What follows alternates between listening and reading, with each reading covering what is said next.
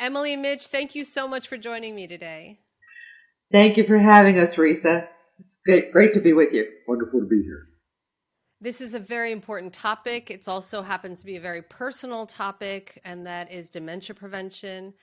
My dad had frontal temporal dementia before he passed in 2020.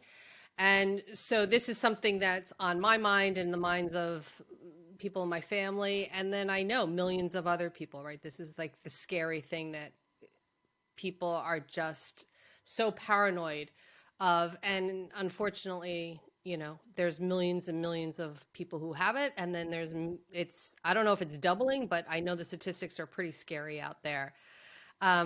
So before we get to your book, Dementia Prevention, How to Use Your Head to Save Your Brain, I'd love to know a little bit about you, your background, so that the audience can have some context. Because I know that you two are married and are in different fields, yet they intersect, correct? Very much so. Mitch, why don't you start off? Thanks. Anytime. So I'm a neuropsychologist. I have a PhD. I'm trained to administer and interpret tests of thinking. So we measure how people pay attention, how well they're able to learn and then remember new information, how well they're able to solve problems, use language, be able to basically think. And that gets us into all kinds of different functions of the brain. So I do that as a starting point for being able to determine if somebody has a problem, because we're comparing their scores with those of people like them, people of their age and educational and occupational background. Because nobody thinks perfectly. Nobody remembers everything. In fact, in many cases, if you remember half of what you're told, you're actually ahead of the curve. So that gets at the question of normal forgetfulness. But from my purposes, I want to have numbers. I want to have ratings that let me know, is this normal thinking? Is it old-timer's disease? Or could it be Alzheimer's disease? So that's where I start. And my background is as a medical doctor. I've been treating patients clinically for about 25 years now. And in my second residency, which was in psychiatry, I was really concentrating on dementia, all-cause dementia. And there's 400 plus causes. And we keep finding more and more on a yearly basis. But I wanted to figure out what we could do to really help the drugs that were available to work better, or find out what else could be corrected and optimized in the health of these patients, because it only made common sense to me. If somebody had heart disease or somebody had diabetes, you don't just fix the heart disease or just the diabetes. You try and fix everything that might affect that human person and how well they're doing. So I took the same approach. I looked at every bit of published research about everything that could be optimized in the care of a dementia patient. So when I went into my newest practice in 2007, I set up the whole practice specifically to optimize the care of cognitively impaired patients. Whether they got there because of dementia due to frontotemporal dementia, or whether they got there because of an autoimmune disease, or the effects of cancer and chemotherapy on their brains, or maybe they had a lot of traumatic brain injury when they were in high school and college and playing football. So that's how we kind of started. Not to mention, a lot of those people also had vascular problems. They had a lot of blood pressure problems and diabetes, right. And a number of them had Alzheimer's disease. So it really covers the entire gamut. Right, exactly. Well, when I explain Emily's approach to people, I say it's sort of like building a house. You got to start with a foundation, because if you don't have a good foundation, whatever you put up top of it's going to come crumbling down. Exactly. And I feel like, we're a society that just tends to react in crisis. Mm-hmm. We wait until basically the shit hits the fan, pardon my French, but it's like we don't, we're not accustomed to trying to prevent things and really heading it off way ahead of time, right? And so I think this is a great discussion to have, because I think it's really important. There are things that we can do that are not uncomfortable, that are good for us, to really help us slow down that possible diagnosis that all of us are really scared to get. So actually, if we can first just define dementia and Alzheimer's, because I think there's a lot of confusion in terms of what that is. And I know that people use it, kind of synonymously. Or sometimes they will say that, you have a mild case of dementia. They'll say, oh, thank goodness it's not Alzheimer's. I said, no, Right. it's another form of dementia. So Alzheimer's is like a brand of a greater thing. So you say, is it a Ford or is it a car? Well, it's actually both. It could also be a Chevy and be a car. It could also be a Subaru and be a car. So you could have a whole number of different brands of dementia. And in fact, many times it's a combination of several types, Alzheimer's disease and vascular dementia, working together that causes the problem. So the broad category, what we call all-cause dementia, is a progressive neurological decline. So it's your brain losing connectivity under the surface areas shrinking, oftentimes the accumulation and buildup of proteins inside the brain that interfere with its ability to work.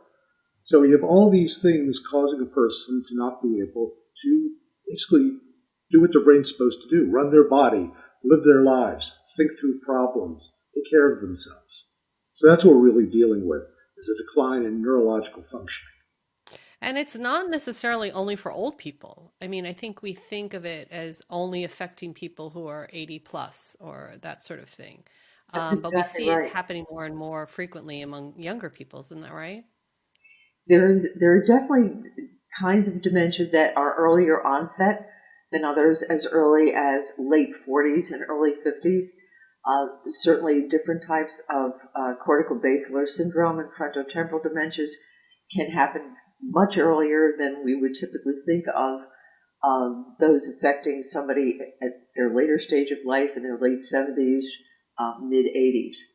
And then there's the very strongly genetic causes that tend to be more early onset than later onset. And then, unfortunately, there are things that happen to folks. For instance, if they have cancer and do have chemotherapy, or if they've had an operation and they haven't had enough oxygen in their brain after surgery, and they may experience delirium. So that will certainly cause a predisposition to dementia that should have happened when they were in their 80s to occur much earlier in their life. Because essentially what's happened is that trauma, that brain injury that happened earlier caused them to lose enough brain cells so they lost what we call cognitive reserve. In other words, it's almost like having, enough cognition in your bank, but when something or a number of things occur and you lose enough brain cells, you're going to have dementia occur. But age is a major factor, though. I mean, people in their 60s have about a 10% chance. You get into your 70s, it rises to about 20%. And if you're lucky enough to make it 85, you're almost at a flip of the coin. It's upwards of 40% of people are likely to get dementia based on the current statistics. Now, that's not yet with the application of things that we're talking about in our book that can help people to prevent this. But just as it resides today, age is really the major determinant. We're drawing more attention to people who are younger, but it's one of those things that as you get older, your brain just doesn't often work as well. So there are some things, and you talk about that in your book, things that we should really be paying attention to, and that we could actually prevent this from happening, or we can slow down the process. And there are a lot of lifestyle things and things that honestly I never even thought about. The huge one is sleep apnea, which I was like, what? And then when you start to go into it more, it just totally made sense. It totally made sense. And I have some of the symptoms that you were talking about, like getting up to go to the bathroom a lot. And so I'd love for you to kind of go through first of all, what is sleep apnea? Because I feel like not enough people even know what that is. I think that it's like people think it's just a scary thing and it only happens to people who are very, heavy or, snore really heavily at night. And that's not necessarily true either. And what is that connection between sleep apnea and dementia? I'm going to let Mitch start off and then I'll go from there. And you're going to be like the closer in the baseball I'll be the game. closer, absolutely. So start with the idea that you have to get enough air down your lungs while you're sleeping. It seems like a natural thing. You go to sleep, you open your mouth, you breathe. The problem is that people sometimes have smaller airways than other people do, either because they were born that way. For example, if you go in to get anesthesia for surgery, first thing the anesthesiologist does is look down your throat. They're figuring out what level of opening do you have, because they're going to put a tube down there. And some people have very small openings and some people have larger ones. So if you're born with a smaller one, if your jaw sets back like your parents did, you're likely to inherit some of that characteristic. If your tongue tends to get in the way, if you haven't had a tonsillectomy as a child, then you may have some more crowding of your airway. If you get older and your muscles in your neck tend to collapse because they're just not as strong as they were when you were 30, if you're overweight and have a lot of fat around your neck, there's all kinds of different ways that that airway can get smaller. But regardless of why it's smaller, not enough air is getting down. You stop breathing multiple times per hour, or your oxygen level drops by 3 or 4%. So when they do a sleep study, when they either do this at home or bring you into a lab and hook you up with this monitors to see what your heart rate's like and how often you're breathing and what your blood oxygen saturation is, they're looking at how many times per hour do you stop, how many times per hour do you lose oxygen. They add those together, they divide by the number of hours you're sleeping. They come up with this figure, sort of like miles per gallon, called the apnea-hypopnea index, an AHI. It could range anywhere from 0, which is ideal, you're never losing oxygen, to I've seen people with AHIs over 120. That's a lot. They're actually not breathing more than they're breathing. So they give you Wow. a number, and if you've got 5 or more, that's mild sleep apnea. If it's 15 or more, it goes to moderate, 30 plus goes to severe. But whatever number it is, if you've got sleep apnea, it means that not enough air is getting down, so the alveoli in your lungs can't pull out the oxygen, that then those oxygen molecules have to attach to the red blood cells to get up to your brain and your eyes and all the rest of your body. So that's what we're looking at here, is how much oxygen is getting to your brain because not enough air is getting down to your lungs. The important connecting piece in all of that, Risa, is that every single one of our cells in our body needs oxygen on a real constant basis in order to make the energy molecules that keep us running. The brain, in fact, takes 20% of the oxygen that we consume when we breathe. That's how oxygen dependent it is. So if for even a little while it doesn't get the oxygen to the cells, those cells can't work properly. They can't communicate with each other. They can't make neurotransmitters. They can't repair themselves. They can't accomplish any of the work that they're supposed to do during the day or at night when we're sleeping. So the consequence is that those brain cells are damaged, injured over time, and die. So that's one of the ways we're losing brain cells. The damage occurs not just at night, though, the injury that we actually experience. Because what happens is when people don't get enough oxygen at night, the metabolic work that our brains are supposed to do at night doesn't get done.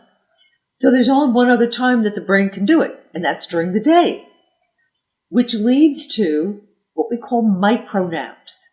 During the day, your eyes can be open, you can be sitting there driving your car at 35 miles an hour and take a micronap. Your car's still moving, and that kind of brain micronap is actually responsible for about over 100,000 car accidents a year. Gives you an idea Wow. of the effect of that. But it's also responsible for things like happening to women like me, which is I'm zoning out. Before I was treated for my obstructive sleep apnea, my husband would tell me something the week before, and I'd swear he'd never told it to me. I mean, I just or I would be walking to the grocery store, and I'd only remember 3 of the 10 things I was supposed to get. Or I'd be feeling a little sleepy in front of my computer at 3 o'clock in the afternoon, and all of a sudden my eyes are closing. So all those kinds of things really impact the quality of life on our daily basis. But the bottom line is, if you deprive the brain cells of enough oxygen over a long enough period of time, you're going to have a lot fewer brain cells than God intended you to have. That's simple. Right. It also has other effects. Tell them about the effect on weight control. Oh, this was really amazing. And this has happened to some of the daughters of some of my patients who, I should say that obstructive sleep apnea does have a genetic component to it, like Mitch alluded to. If you got that, small jawline from your mom or your dad, let's be equal about it, chances are you're going to land up having obstructive sleep apnea just like they did. Anyway, what's interesting about it, the daughters typically are the ones who bring in patients to see me. And when they realized that their moms had obstructive sleep apnea, then they came back to me and said, well, what should I be doing to prevent dementia?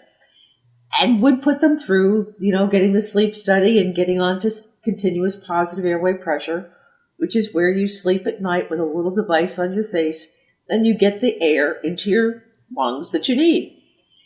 They'd come back on their subsequent visits with their mom and say, guess what? I lost 10 pounds and I wasn't even trying to. Well, that doesn't surprise me. And here's why.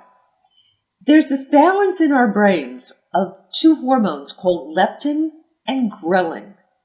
And when you don't get enough oxygen in your brain, it makes your brain produce way too much leptin, which automatically makes you want to eat more. And it also causes your body to store more energy as how we store all energy, which is fat. So when you rebalance the amount of oxygen your brain is getting at night, it allows it to restore the normal basis for better weight control. We see this with diabetics. I used to practice down in South and North Carolina, where a significant portion of my population was overweight, and we had the highest amputation rate in African American men in this country due to diabetes. I was trying to put these people through sleep studies, and they were coming back in, and all of a sudden, their high diabetes numbers had normalized. I could get them off their diabetic medications, get them into lower blood pressure control meds, get their cholesterol meds down. And the only thing I had done was fix their nighttime oxygen. So when I went into practice, focusing in on dementia and cognition, I was checking the oxygen level of all of our patients, whether they came in and they were sitting in the office, then I'd walk them in the hallway, and then they would get this overnight sleep study. And we found that 82% of the patients who came to see us had a lack of oxygen, whether they were either awake or most definitely when they were sleeping. And when you fix it, 82%? They were 82%. older people, and they all had cognitive complaints. So you're fishing at a well-stocked pond when you're looking at that group. So yeah, and that was the number we presented at one of the conferences. We presented that both at the American Academy of Neurology annual meeting in 2014, as well as the Alzheimer's Association International Conference in Vancouver in 2012. So this is well-studied data. The interesting thing is when you fix that oxygen level, it lets the dementia medications that we have available today work better.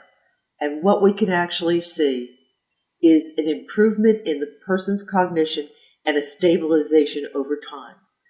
So that instead of going downhill, which is what people typically do, even on good dementia meds, what our patients do is they improve and stabilize, which is pretty gratifying, I have to tell you. That's amazing. And it totally, when I read it in your book and hearing you say it now, it just totally makes sense. So, right. So I've signed up for a sleep apnea test. Good for you. Congratulations. Everyone wants to Yeah. sleep through a test. This is the test you should sleep through. Through a test. Exactly. I'm a little nervous about it, to be honest, but I am so curious as to whether or not I really do have sleep apnea. The test some of the doesn't hurt. symptoms.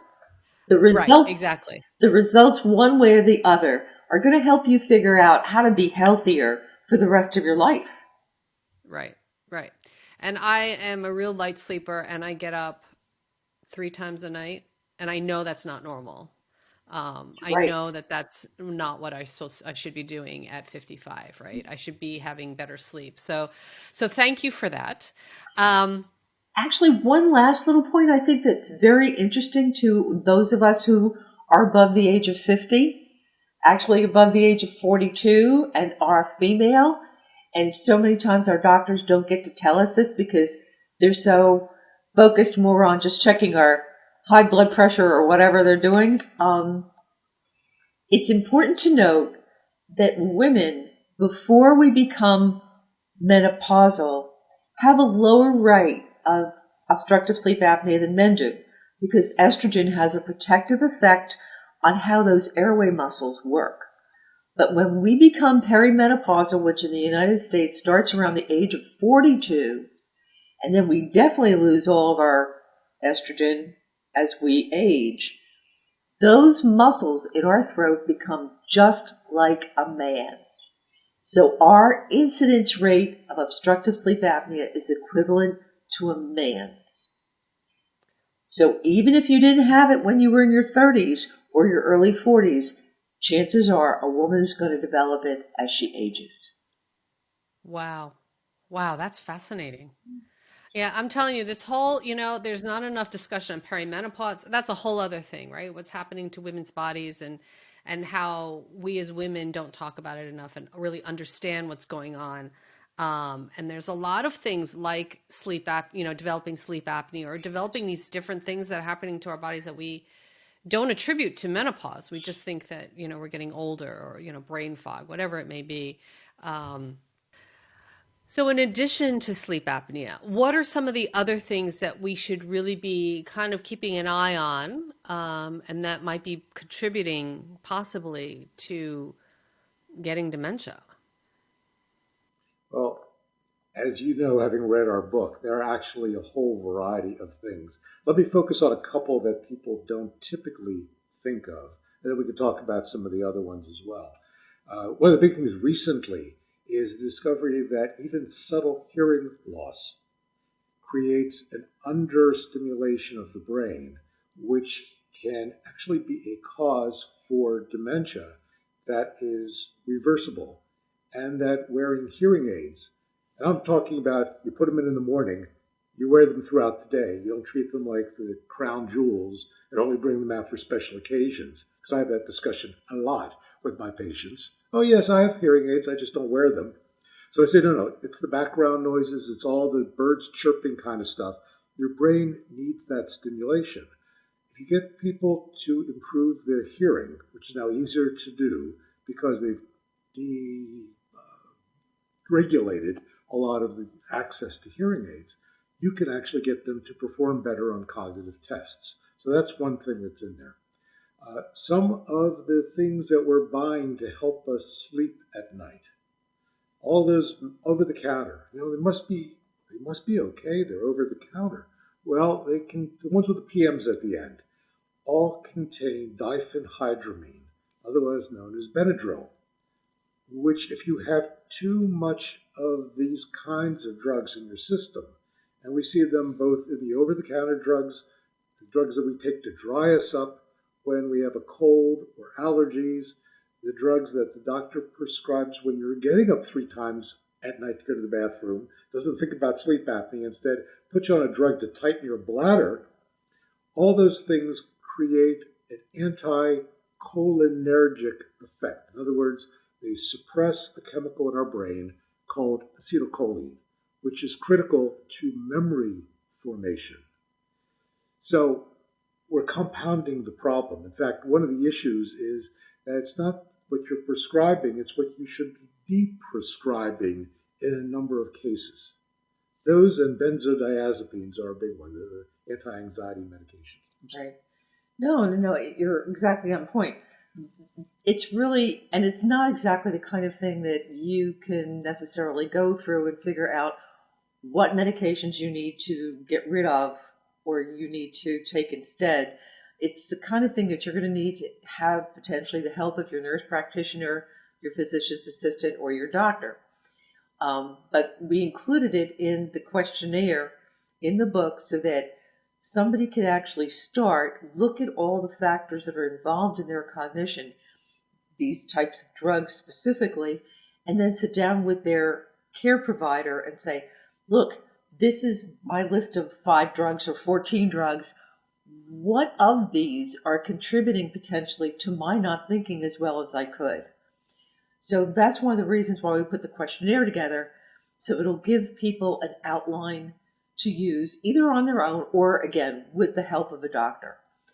Same point to to get them guided in the right direction of checking their homocysteine levels, their methylmalonic acid levels, their iron levels, their vitamin D levels. These factors all contribute to metabolic inadequacies or inefficiencies in our body, but they all directly affect how our brain cells function. But you would never think about that because what newspaper has a headline, homocysteine too high? You don't see that. So the average person doesn't know about it. So that's why we specifically called these factors out. And when we called out these items that can be optimized or reversed, it's because the World Health Organization and the Lancet Commission has looked at all this research just like we did, and they came out and said, look, these factors are known reversible causes, preventable causes of dementia. And if you did this, 1 out of 2 cases of dementia could be prevented.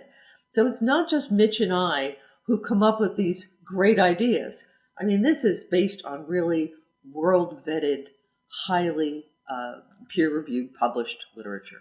And that's an important point to emphasize because, a lot of the books that you'll see out there are somebody's personal system. This is not our personal system. What we've done is we've looked at the wider range of medicine, the cardiology, the neurology, the pulmonology, the endocrinology, you name it's got an ology after it. We've looked at it because each of the specialists in those areas is primarily reading what's in their field. And there's no dementiology. There's nobody pulling it together. And that's our first goal, was to look wide, survey all the things that could be important, and then translate them so that they're understandable and not just for geeks like us. In other words, we want to be able to, as if you were sitting in our consulting room, be able to say to you, here's what's going on. This is what this means. This is why we need to look at this. And let's develop a plan because we're going to need to fix this. We're going to need to change this. It's a very active approach. But we want to start wide and then use the information that we didn't develop. It's out there. It's in the research. Pulling it together. We just began looking at it as early as 2004.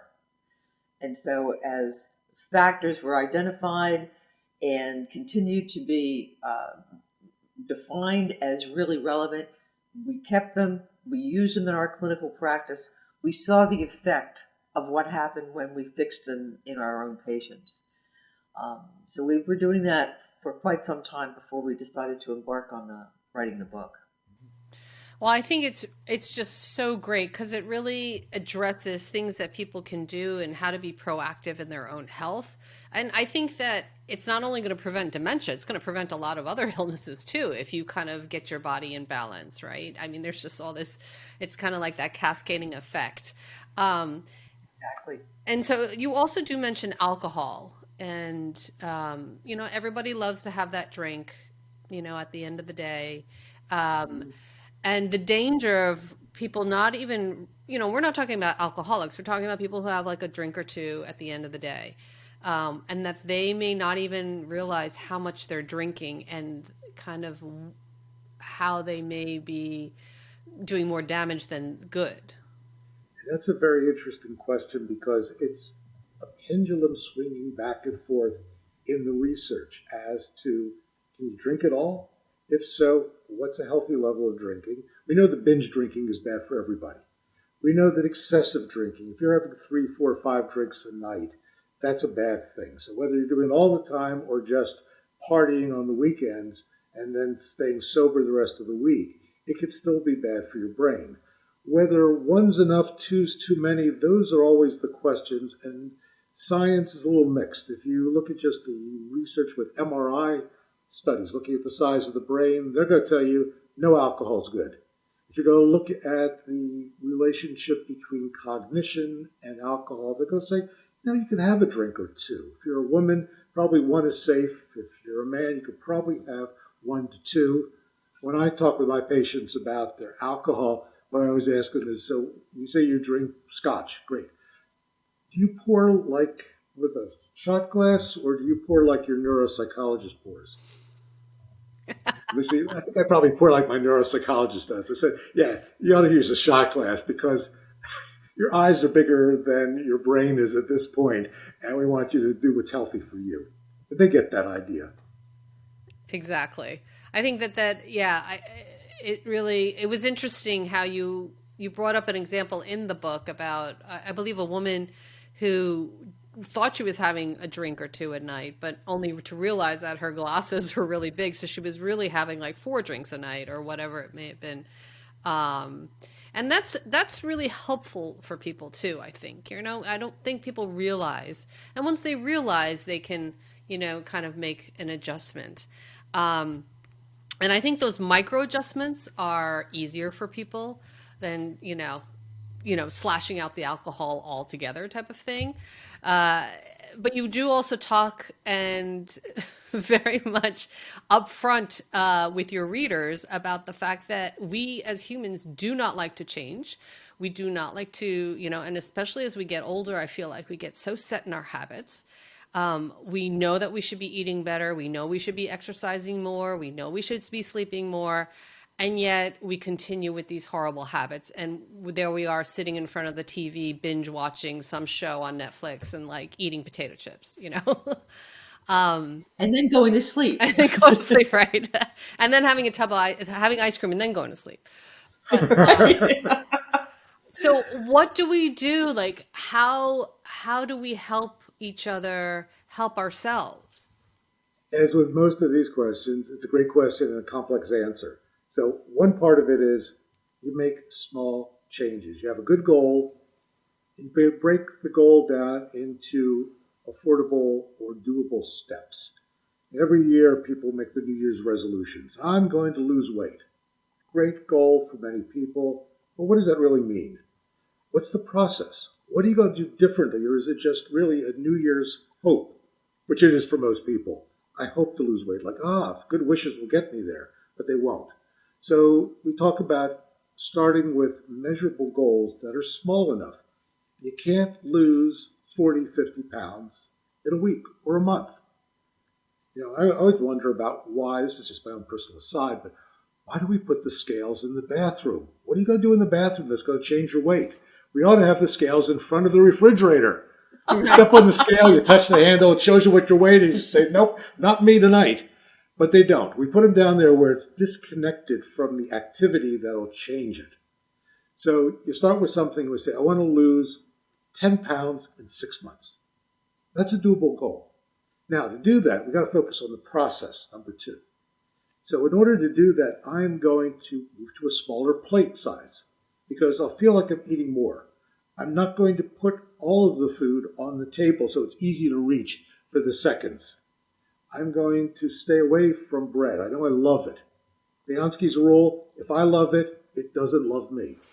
So I know about that. And then work on how do I change some of those late night habits that I'm about to go to bed, but geez, if I could just have a little of this or a little of that before I go. And you know that getting into that, not directing yourself just to get to bed, is actually probably 5 pounds every month or so. So you work on that and you break it down. And as we talk about, there's this concept which got lost in psychology called the just noticeable difference, discovered back in the 1890s by German physical psychologists. They discovered that if you want to make a change, you want to perceive a change, it depends on the larger amount. For example, the relationship. If I'm going to lift 10 pounds more on a barbell, and my normal lift is 20 pounds, that 10 pounds is a big difference. However, if I can lift 150 pounds with a bar, that 10 pounds is nothing. It's barely a just noticeable difference. And they've been using this for years in marketing to get us to pay the same amount for the chocolate bar. That's only 95% of what it used to be before then. So they figured this out and using it in that way to convince us that we're really getting just as much for what we're spending. Well, you can use that same principle for just reducing some things that you want to work on, doing it in a gradual enough way that you don't feel the pain and that you're successful in staying with it. And I often tell people that what needs to really happen is they need to focus on don't look at the huge overall picture. Look at the one factor that they're going to work on and gain some sense of success with that, knowing that feeling like they can do it. So in some cases, it's really, do I want them to get more exercise? Do they want to get more exercise? Sure. But who can automatically just decide that they're going to go out and walk for half an hour? But if we think about maybe you can walk for 10 minutes in the morning, 10 minutes in the afternoon, 10 minutes in the evening. When you put those 10 minutes together, you've gotten your half an hour of exercise that we really know is going to begin to make a difference. So it's just focusing on the one thing, experience some sense of success, and then just build it on a consistent kind of daily basis so it becomes a habit. It always takes us a lot more of doing something, doing the same repetitive item time and time and time again before it becomes a habit that we don't have to really think about. And then once you've got that habit, you can build on that habit. So it's an iterative process. We just keep getting closer and closer and closer to what we really need to be doing. Exactly. And I think that the micro changes and the just noticeable differences and those small steps really do add up. And I think that we underestimate how much they do add up. You know, if we just give ourselves a chance, right? And just focus a little bit on those basically those micro changes, right? The 10-minute walk or whatever it means, you know, or if it's making sure you have an extra glass of water with dinner or, you know, just I really I hope that people who are listening will be a little bit more proactive and realize that it has long-term consequences on their health, which is ultimately the goal, right? So that And that for us is the most rewarding thing. When our patients come in and they say, I look at them and say, wow, I've been seeing you for 6 months. They say, yeah, I lost 30 pounds. And I said, how did you do that? Well, I took your advice. I say, really? You're not like anyone in my family then. Except me. I So you always take my listen to advice. him. I listen to him all the time. But I said, well, what'd you do? I said, well, I started cutting all my lunches in half. And I put the other half aside and decided if I really wanted it. Most of the time I didn't. I started walking more. I did this, I did that. It's like, wow. That for us is like the biggest positive thing that you could hear. And that's what we're really hoping to do, is to take what we've worked on out of the consulting room where we can only see 500 patients a year, 1,000 patients maybe, and bring it to a lot of people who are looking for some way to kickstart a change in what's happening with their life and with their health. The other thing I think that's really important, if I could just throw this out to you, is that this book is giving permission to individuals to take that the guidelines, to take the questionnaire, complete it, and use it as the platform to have a very interactive discussion with their care provider. The patient should be the one who is driving where their health care is going. But we don't necessarily have the language to do that or the tools to do that. So we want to give people something that they could actually carry into the doctor's office and say, look, I don't want to end up like my mother or my father or my aunt or my uncle or my brother or my sister. I want to work on these things. How do we go about it? And I want to give patients the permission to actually, if your doctor's not cooperating with you, my advice is go find another doctor. That's simple. This is your life and this is your brain and your health. You're the one who's bottom line responsible for it, nobody else. That's great. That's great.